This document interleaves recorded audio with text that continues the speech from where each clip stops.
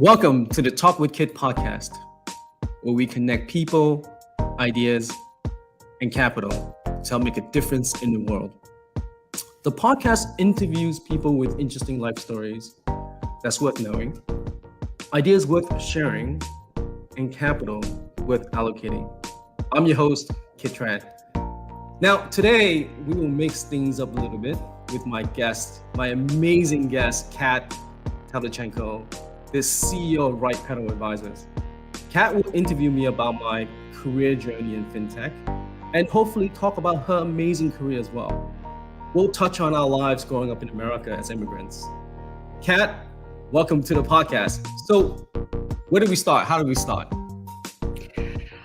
Thanks for having me here. We've talked about getting on the air together for a while, and we will announce something different at the end of this podcast. I've listened to the other guests that you've had. Some of them are actually my partners at Right Pedal as well. So you've had some amazing people, but let's not forget that you yourself had an amazing career that wasn't all traditional, or at least from the way it started, right? So we are turning the tables. I will be asking you questions about the amazing journey, and hopefully there is a lot of inspirational and guiding material that people can pick up. But before we get to the good stuff, I want to put you on the spot. All right. Oh, no. Yes. So what is the most awkward or cringeworthy moment you've had in a client interaction?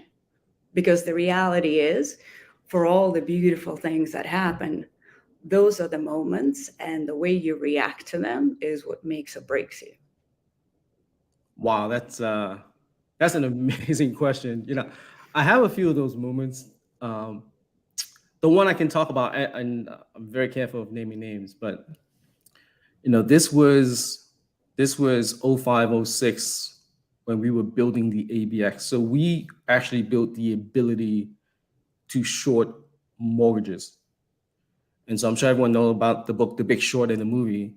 I was actually in the middle of all of that.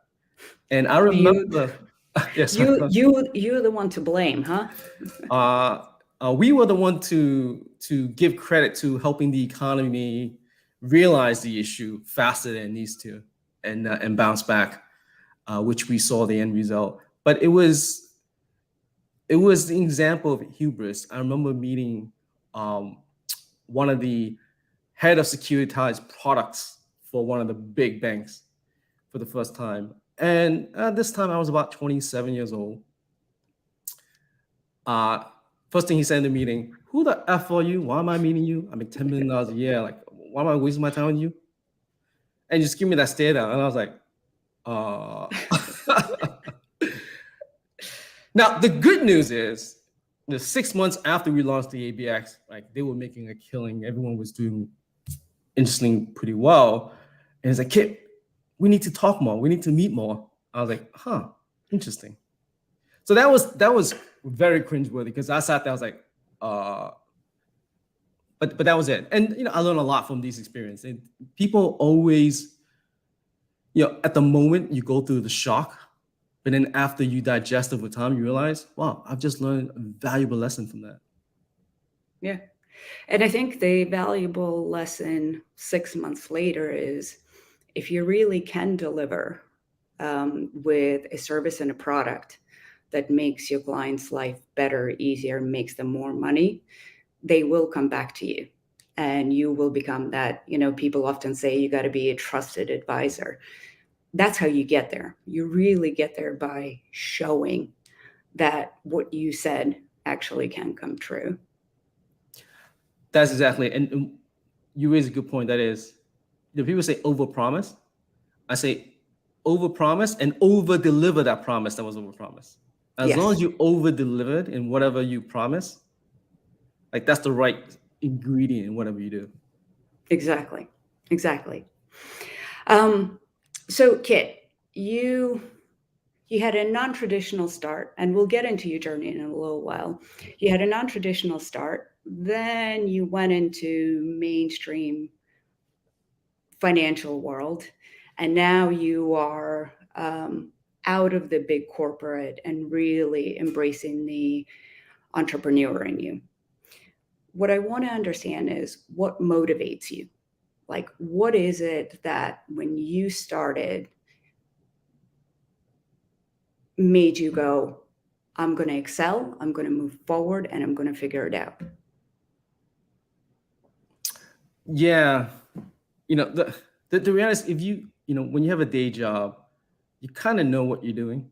You're kind of guided by these pillars that say, okay, I'm doing this. When you're out in the world and you wake up every day, free will comes at a cost, right? The reality is our brain is a natural search engine. And so if we don't wire our brain to focus on a thing, it will go on this endless loop of searching. And so for me, in everything I do, I need to have that clarity. And the clarity for me is very simple, right? At this stage in my life, is how can I spend more time on quality, on the things I care about, on the things that will provide the right impact, right? It's not about quantity, it's about quality. And so, whether it's launching this podcast or anything I do, the first question I ask is, who am I best to serve and help? Well, I am best to serve and help the person that I was, right? Growing up as an immigrant and trying to figure things out in America, like this great, amazing American dream. You've gone through the same thing, right? Yeah.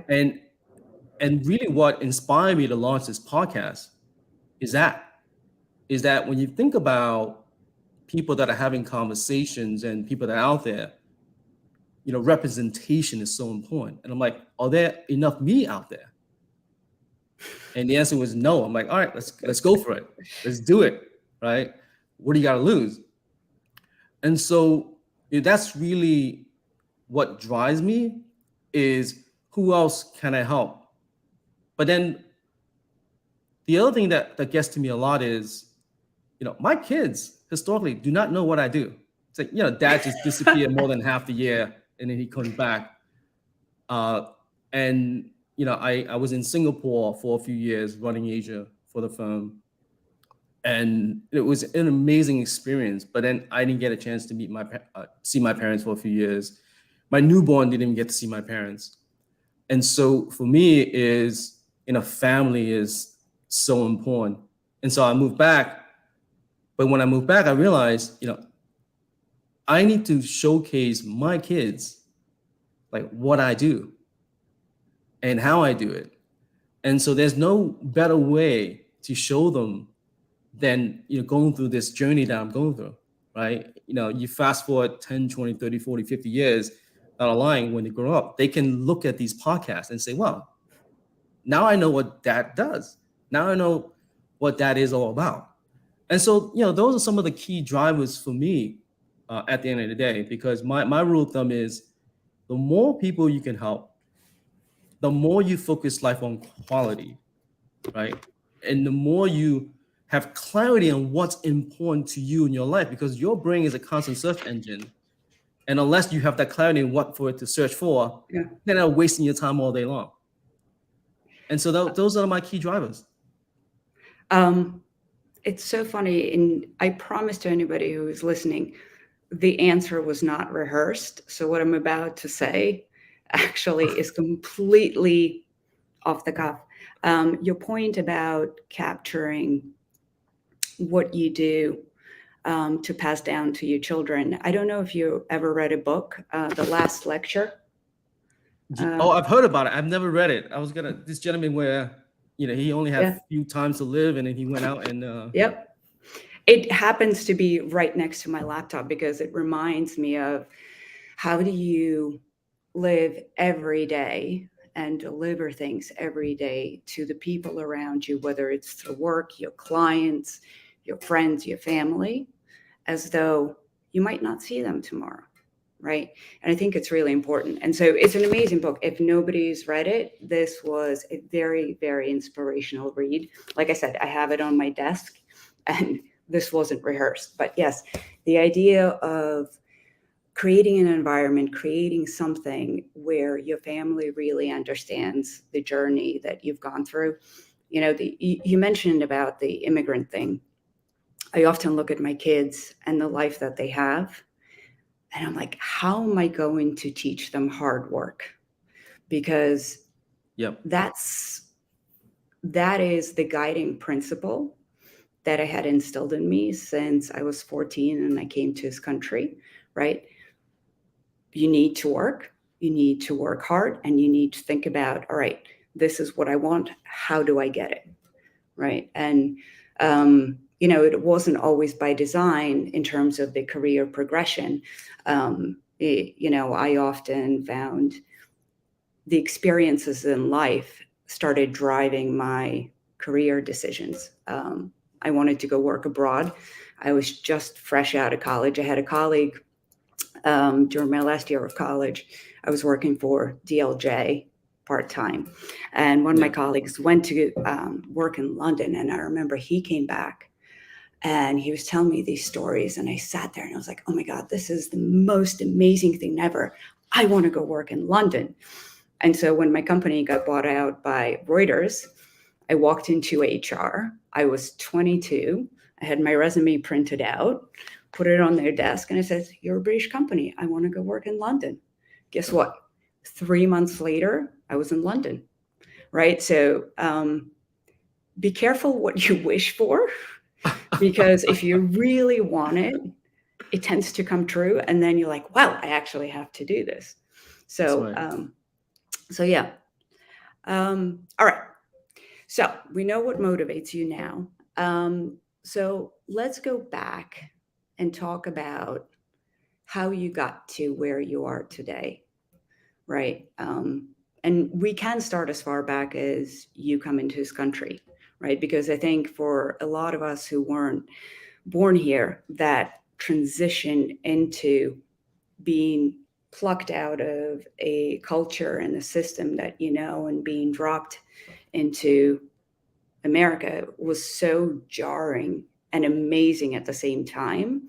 I found those are typically very formative moments in terms of how we end up going through life later on.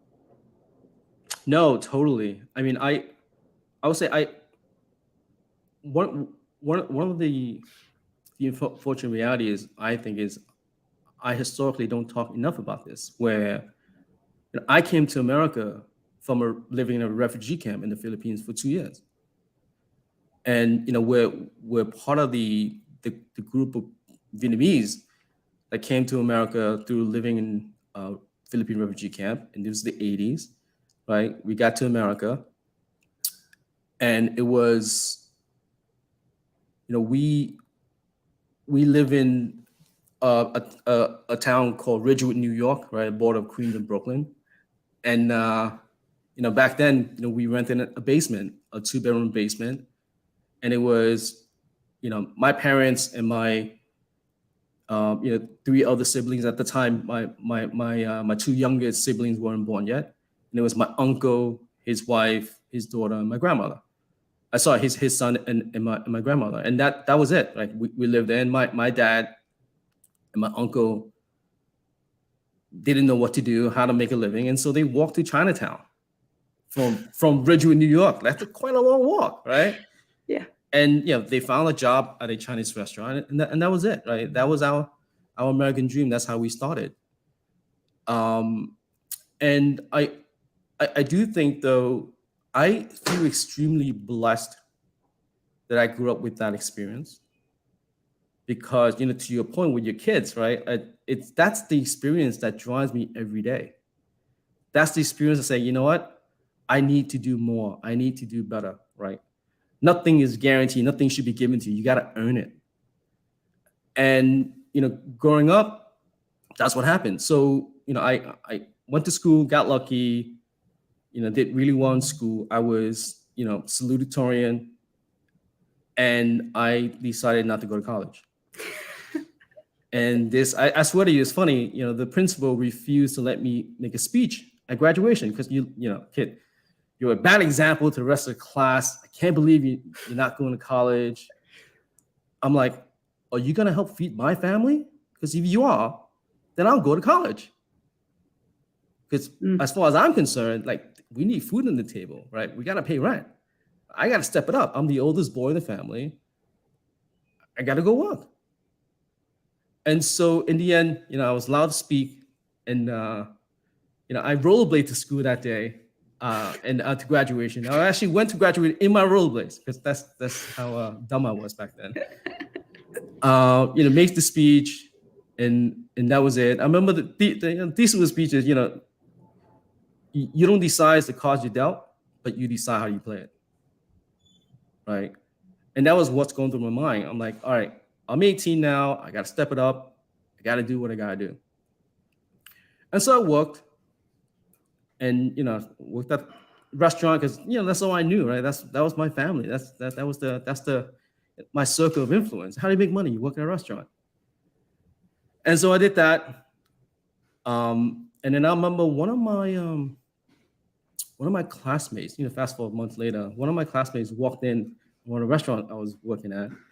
And she comes from a well family, and so she made this naughty comment. And it got to me. Kat, it got to me like mentally. And I was in pain. I was in tears. I was like, oh my God, what am I doing? And I want to thank her for that, because that was the driver. That was the driver asked me, okay, I know I need to put my family first and do what's right, but how could I do better? How could I do different? And I pivot to someone told me, hey, Kiet, you make a lot of money being a bartender. So I was like, really?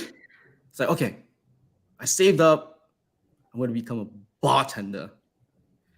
Now, this was in the 90s, right? I remind you, I'm this short little Asian kid wanting to be a bartender, right? You can bartend at 18, but you cannot drink till you're 21. So saved, did the thing, got my bartending license, and did the only thing I knew, right? Which is what my dad did. I walked. So I walked from downtown Soho to Upper West Side, Upper East Side, every direction. I knocked door to door, walking restaurant after restaurant after restaurant. Now, honestly, I was going to give up, but I said, okay, I got to keep hustling this through. One more day. I did it for about 30 days.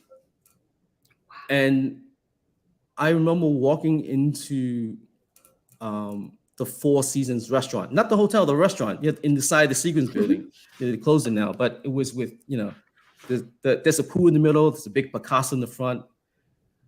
Kat, I was the youngest bartender they ever hired. And not a lot of people know that. I bartended at the Four Seasons. I made Jennifer Aniston a drink. I made ex-Governor Cuomo a drink. I made a drink for Mike Tyson. Like, those were the experience. And I thought I was, making it, right? As Four Seasons, bartending, making a killing. And, everyone that was in Wall Street, anyone that was anybody was there, right? And I made, great tip. It was great living. Life was great. And I remember this gentleman that comes in every day. He literally changed my life. He's well off, which I can tell because you come here for having lunch every day. You must be well off.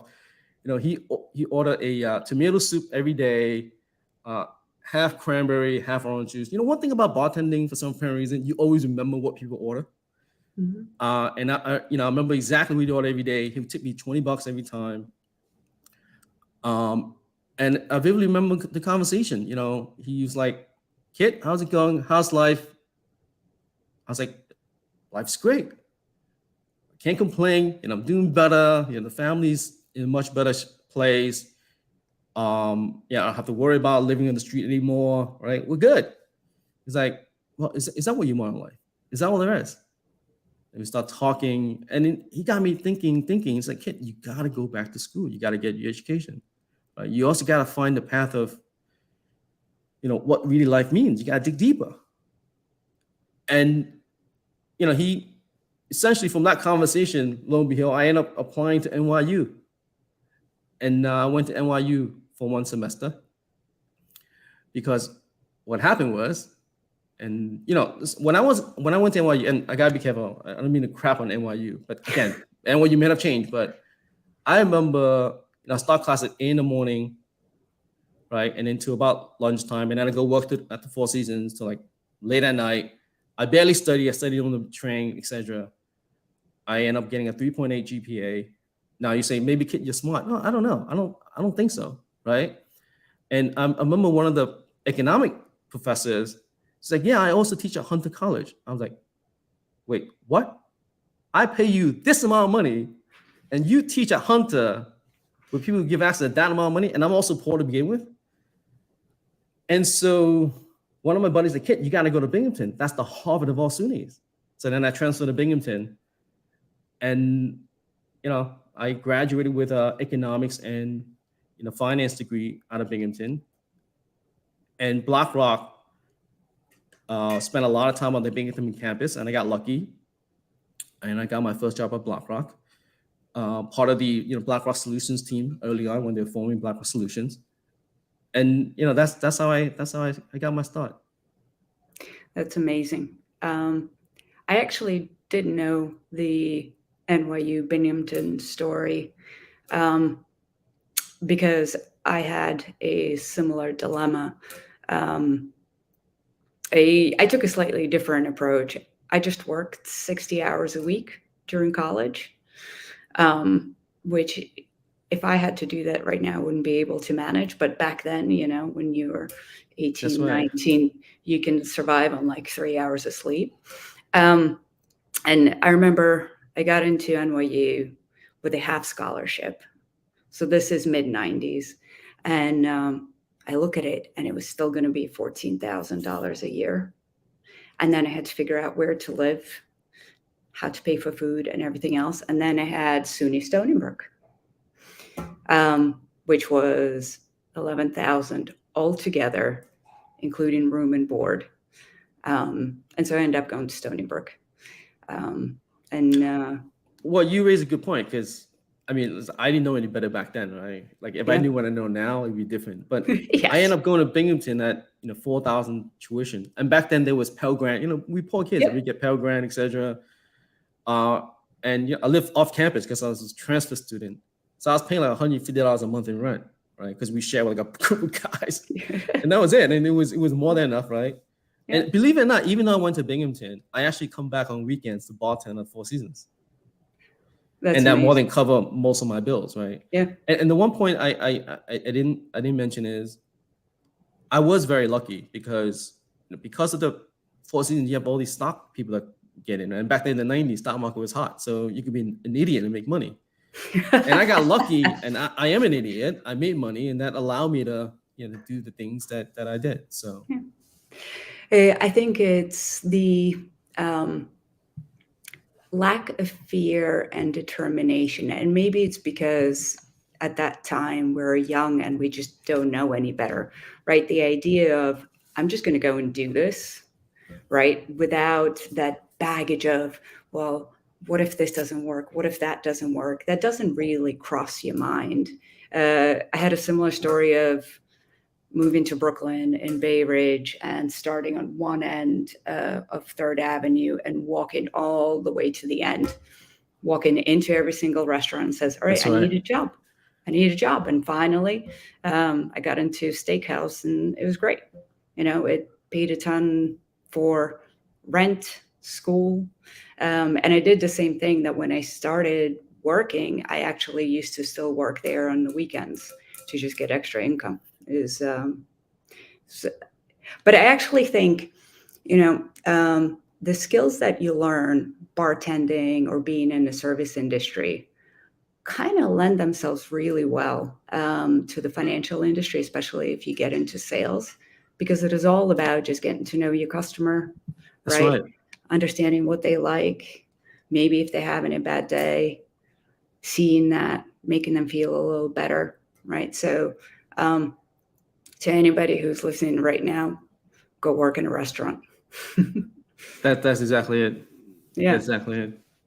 So let's fast forward. You had an amazing career at Market, starting from a very small company and really growing up with them and taking them to places where, it's a 20 something thousand people company today, if not larger, with the S&P merger. Um, so you've done that, and now you're jumping into the point of starting your own businesses as well as funding your own, making your own investments and into funding. One of the things that you talk about as part of your podcast is, look, you want to connect capital to ideas.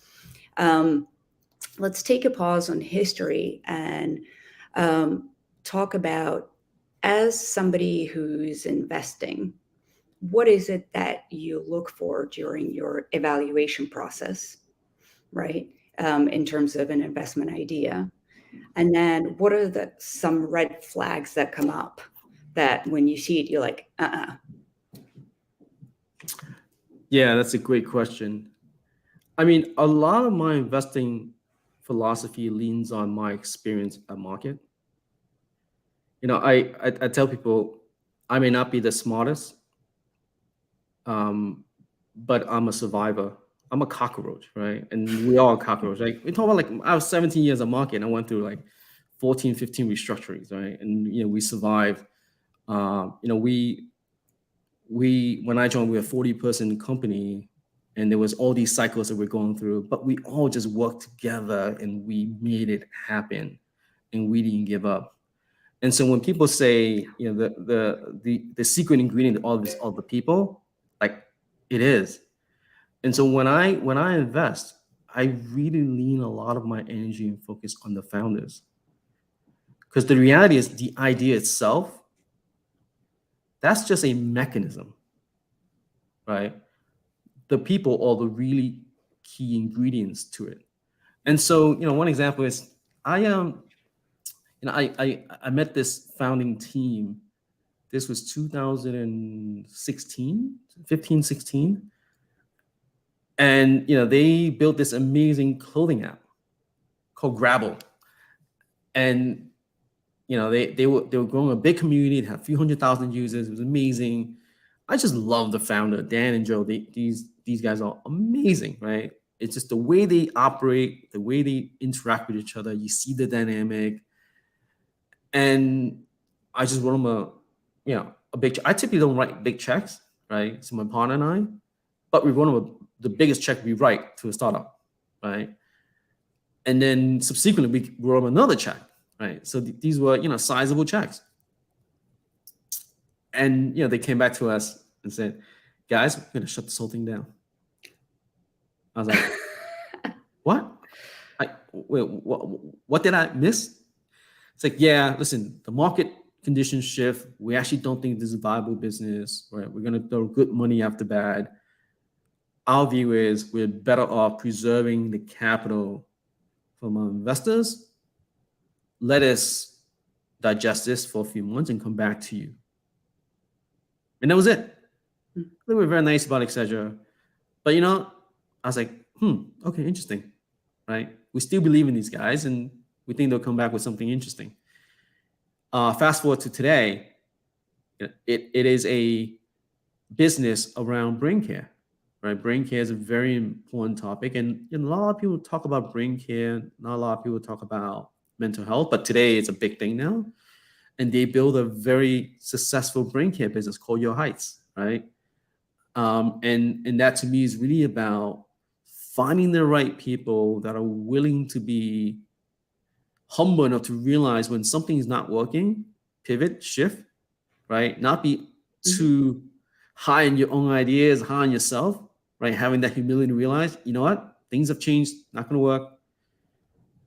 Let's reassess, right? So for me, it's really about the team and the people, and really finding that dynamic. And so on the flip side, you say, what are the warning signs? The people are the warning signs, right?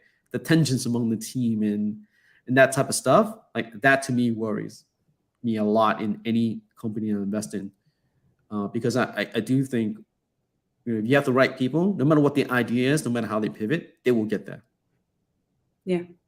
It's I actually like the example that you talked about. One of the investments that we made was, again, in a person. And the thing that attracted us to this individual was just the level of detail and the time that he spent with us talking about his business, giving us the insight that I haven't seen from a lot of other companies or funds, without really knowing how big a check we were going to write, right? And we actually ended up having multiple investment with this individual, but one of the investments wasn't doing well. And despite that, his level of clear communication, honesty, transparency along every step of the way, recognition of we better cut our losses now, right? That foresight of I'm going to try to get as much back. And the reality is the investment didn't actually lose money. It ended up flat because, again, the integrity that this person has built up throughout the years is what allowed him to actually salvage as much of the original principle as was possible, right? So I think integrity, transparency, and clear communication is probably very, very important. Because if you are not transparent with your investors, I think people tend to think that you might be hiding something, right? That's right. That's right. Yeah. As a salesperson, when somebody stops picking up your calls or you don't hear anything, it usually means something is wrong, right? Totally. So let's think about individuals who right now are thinking of, all right, I'm about to graduate. The world is turning upside down. And it's funny, I've thought about this question, and the world is turning upside down. Anybody who I've ever talked to graduating from college, whatever they're coming into, the world is always turning upside down. So I almost want to negate that part because turbulent times are always going to happen, right? But as they're coming out of college right now, what advice would you give them in terms of their first few steps in their career journey? Yeah, that's a great question. I think the one thing as we age, no one's secret ingredient is knowing ourselves. And the better we know ourselves, the less unnecessary roles we take. And I think for individuals that's been blessed enough to really understand themselves in early on age in life, well, God bless you, because you're one lucky soul, because I wasn't, right? I think it's definitely getting to know yourself better. And then imagine yourself as, let's say you were a tomato tree, Kat. You're like, Kip, where are you going with this? Let's say you were a tomato tree. And then I plant you somewhere, and then there's no tomato growing. Now, would you blame the tree, or would you blame where the tree was planted? Would you look at, is it in the right soil? Is it in the right sun? Is it being properly watered? So imagine yourself as a seed in anything you do. Plant yourself in the right environment, because the environment you're in makes a huge difference. And I can tell you that had I not plant myself at market, I mean, blessed enough to grow with that environment, I would not be where I am today. So I would say identify the environment you want to be in, the company culture, the industry, the sector where you are, etc. The size of the company, like all that. Plant yourself in the right environment. Right, that's first and foremost. Second is remember the give get rule. What I love about market. Market was founded on a give get rule, right? You give data, you get data. And a lot of times we always think about getting and not enough giving, right? And everything you do, just focus on giving, focus on giving, focus on learning, focus on doing more than what you're asked to do. Because if you don't do more than what you're paid to do, you will never be paid more than what you're doing. That's just the reality of it. So always give more. And I always have a rule, right? In any role that I am, anything that I do is, I'm working 50, 60 hours, but I'm spending the extra 30 hours to say, okay, what else can I do? What else can I learn?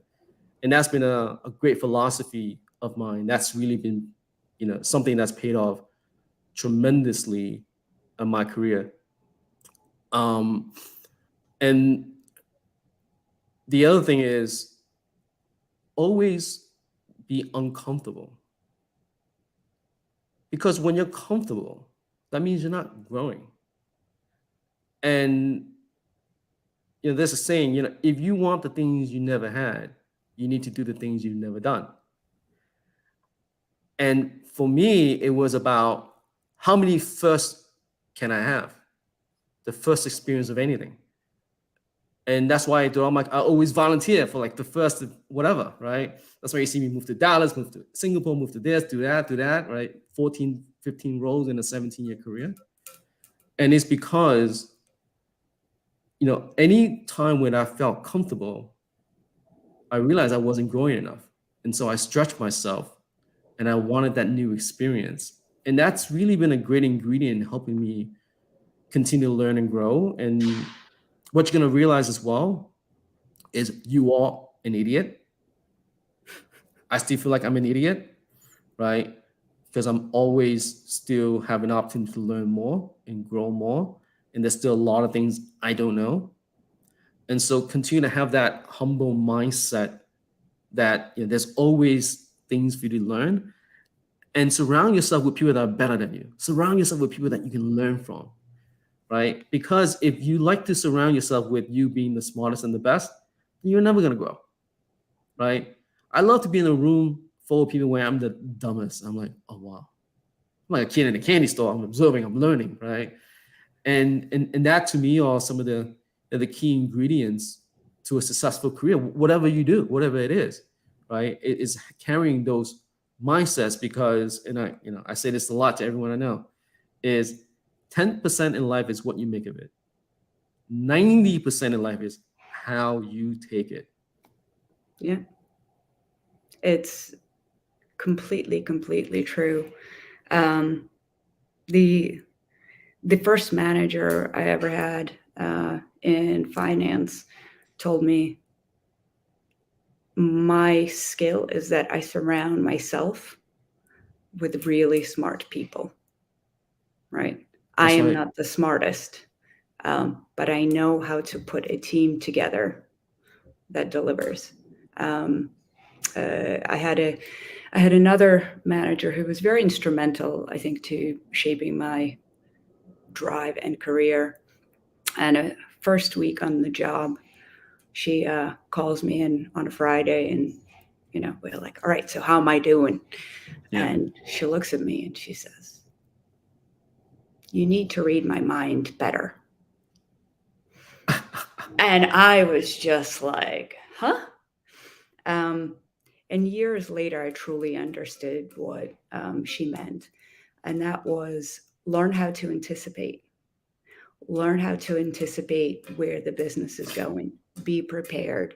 Think through beyond what's in front of you, right? It's, anticipation in terms of, let's say, where the technology trend is going, right? What do you think the problems are that need changing? So that's where change will probably start to happen. Anticipate potential objections that you might receive at a meeting, right?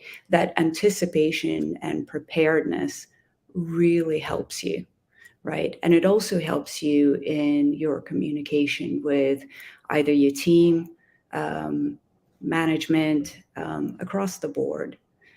The only other thing I would add, and I hope there are some folks of this generation listening to this, is have patience.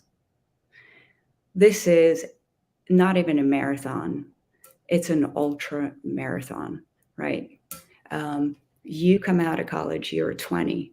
By the time you spend 20 years working, you are not even halfway done with your career, right? It's a really long journey, and go out there and get exposure to as many things as you can, because from each of those experiences you will gather and learn things that you need to learn, that by the time you're a little further along, you won't have any fear or hesitation of coming into a situation that you're unfamiliar with. You will be able to draw on something from your experience to be able to be comfortable just about everywhere.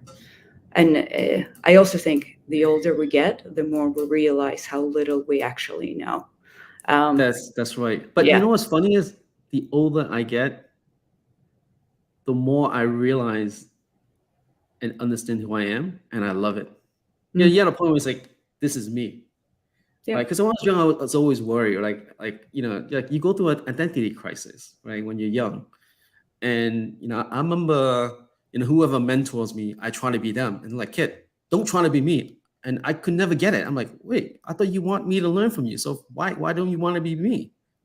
And it's like, well, there's no one better being you than you being you. It's just about being the best version of you. You. And for me, that was great, because at this point in life, I'm like, this is me, right? I am who I am, and to be comfortable in your own skin is the greatest gift that one can get. 100%. So, speaking of being comfortable or uncomfortable, last question. If there are folks out there who are thinking about, I want to start my own business, but are maybe a little hesitant or don't quite know how to go about it, what's your piece of advice? Yeah, the reality is not for everybody, right? And there's nothing wrong with, hey, you know what, having a job. Like everyone's saying, well, entrepreneur versus entrepreneur, right? You look at Steve Ballmer, he's worth $100 billion. He was an entrepreneur. He worked for a company, he worked his way up, became CEO, etc. So there's nothing wrong with it. But for those of us that say, actually, I want to do something, I want to create something, I want to take that move, I would say make sure you plan for it, right?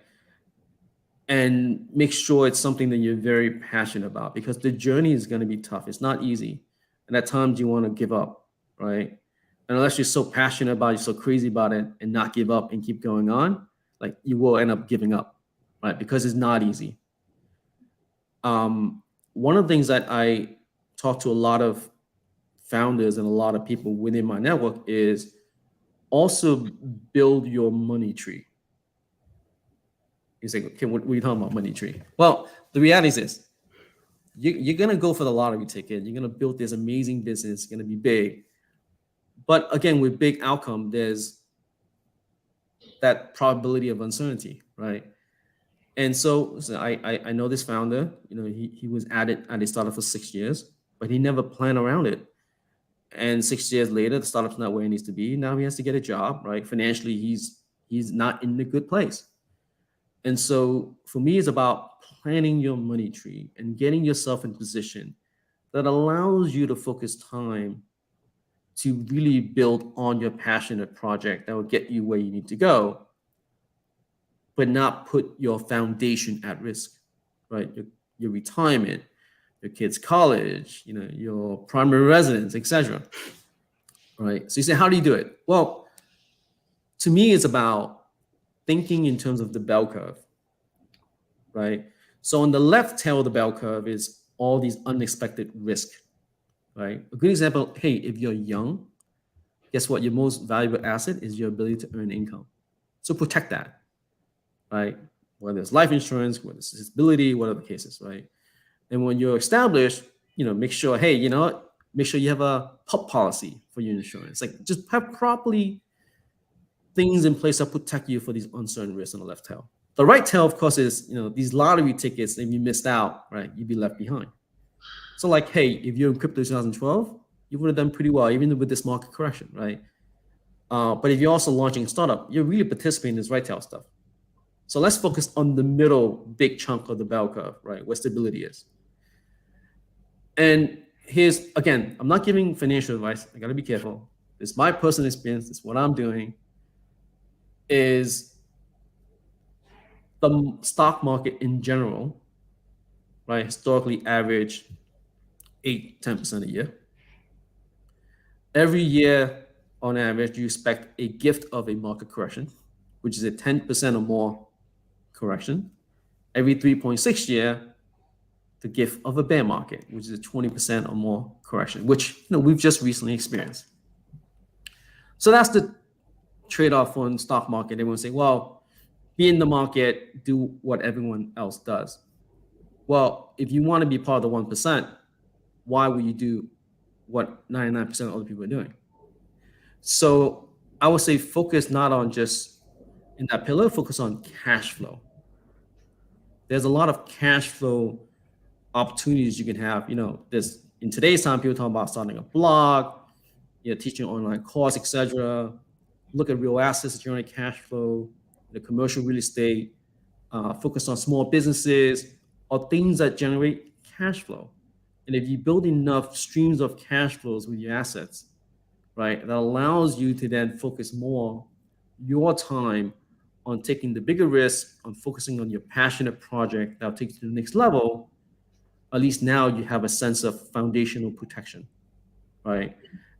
And that's key, because starting your own business and you're waking up every day, it's a very different experience.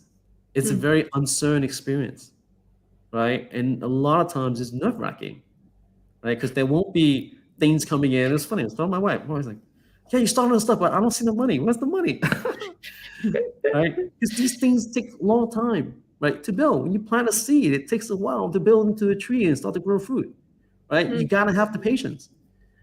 And you need to then put yourself in a position that allows you and affords you that patience, right? So building that's very important. So getting your money tree right, right? Second is get your state of mind right. Get your mindset very grounded. And it's a mental game. We don't realize every day we're dealing with a mental game. No matter, even if you're working, right? Every day is a mental game. And the thing I tell people is this, right? We wake up every day, and before we leave the house, we make sure we look amazing, right? My hair, You look great. We all look great, right? But how many of us make sure we feel amazing? We get our mindset in check. We don't. We don't spend enough time on our mental state. And I highly encourage you, if you want to go down the path of entrepreneurship, is get your mindset at the right stage and understand yourself, because there's going to be a lot of times where you're going to want to give up. There's a lot of times like, why am I doing this? Like, this is tough. This is hard. This is uncertain. And I don't see a reward at the end of the tunnel, right? Maybe I should just give up. And unless you have a resilient mindset and get yourself in the right mental state, right, it's not going to be easy. So I say focus on your mental health, your mental state, right? Get that right? And that's very important. The third aspect is get buy-in and support from your family and those around you, because it's going to be a lonely journey at times. And unless you make sure you have your circle of support to really be there with you and go all in with you, right, it's going to be a tougher journey. And I think it's important to really understand that this is not a short-term thing. This is a long-term thing, right? You're going to go through it like listen, not everyone's going to be lucky on whether the Google story or the Facebook story, right? Like there's a lot of other stories where it took people a very long time to get to where it need to get to. And for anyone to go through that experience, you need your loved ones around you. You need your loved ones to support you. That's going to be so important, right? So make sure you get your foundational financial story right. Make sure you get your mental state right. Make sure you get your family in place. And then more importantly, make sure you build an extended family, which is the team you bring on to surround you with, Mhm. right? And if you have those things in place, the rest is a lot easier. Yeah. It's the comment of it's a lonely journey is so spot on.